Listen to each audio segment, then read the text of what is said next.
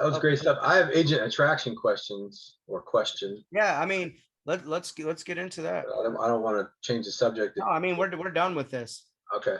So I have a fair amount of broker owners that, I know, and I get a little stuck at, my whole goal is to edify you guys and get them on a call with you or Mike or somebody else that's on their level of broker ownership or has been on their level of broker ownership. And I get to the point where it's like, why would I give up ownership? Why would I give up? And so what is just a transition from that to getting them to a call with you? Because I don't want to get into that with them, because I'm not the right person to have that conversation with them. What would you say if you're me?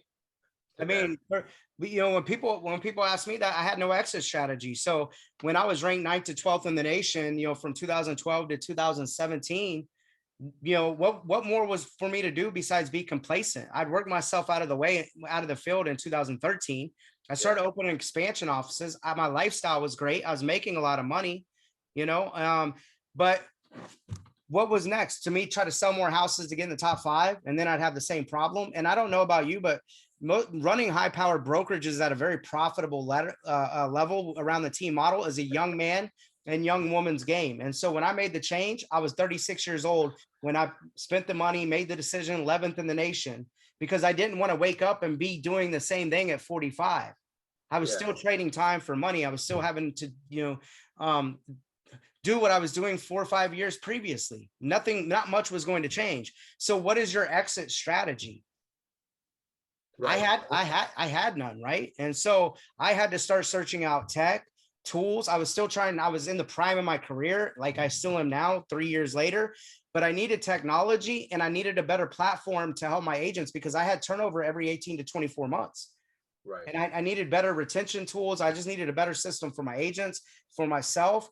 And at the end of the day, I don't want to be doing this forever. And the only other way for me to retire was to stack up a bunch of rentals, but that did nothing for my agents. And I was developing them and coaching them, and we're in this together, but they were making a couple of people rich. Me and Mike, the other 2 partners, didn't even really make that much money.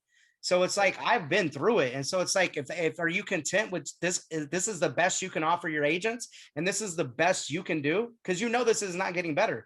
How long have you been selling 200 houses, sir? How long have you been only being profitable about 12%? And you'll find out they've been doing the same shit over and over and over, expecting different results, going to different conferences, coaching with different people. And so at the end of the day, it's like, you think you're going to sell it? Do you think something's going to change? If you don't change. So, if you want to hold on to your ownership and ego, that's fine, because this model is not for everyone. However, if you're open-minded to looking at a better way of how I'm going to profit $1 million this year, whether I work or not, off revenue share. I've helped 2 people personally I've sponsored that have over $2 million profit in stock by just doing their job. And I have a lot of common agents that have $500,000, $600,000, $700,000 of free stock by just doing their job, and $2,000, $3,000, $4,000, $5,000 of residual passive income that I would not have been able to ever help them get before. And a handful of them are icon agents. So this is 100% plus model for them. Like, if you're open to seeing how you can offer this to your agents and also be more profitable for yourself, I'd love to work with you. And I mean, if not, I understand, because it's not for everyone. I do the takeaway, but I have a real story with this. I'm real passionate about it. It's not transactional to me. It's about lifestyle offered to the agents, retention rate with turnovers, exit strategies, retirement, where passion is at, and selling a bunch of real estate. And what platform are you doing it on? And as an independent, you're not resourceful. You don't have resources.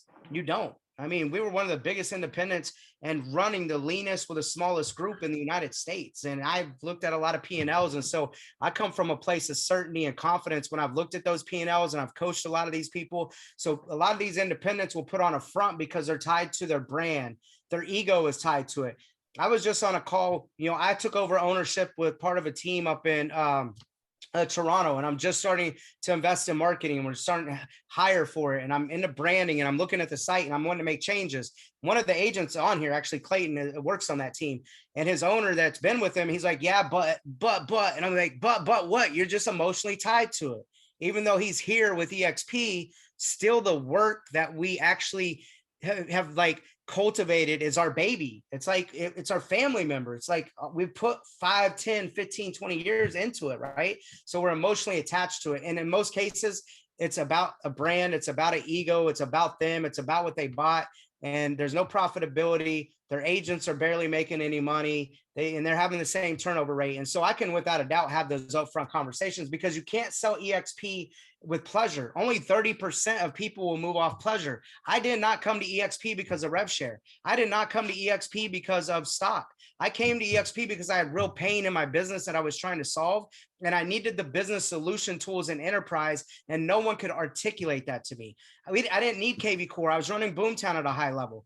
At one point in time, that one of those that Boomtown platform had over 100,000 leads, active leads in it, and our population is only 400,000. So we had 25% of our city over a 10-year period that we were actively managing in our database. So what was KV Core to me? We're profiting over $1 million. We own our own business. I'm not working in the field. What is rev share, right? Like so we all have real pain in our business, and being able to identify that pain to them and have and then have the confidence to tie that onto them and be like, are you okay living with this pain? And then getting them to be self-aware about it and like actually having a real discussion.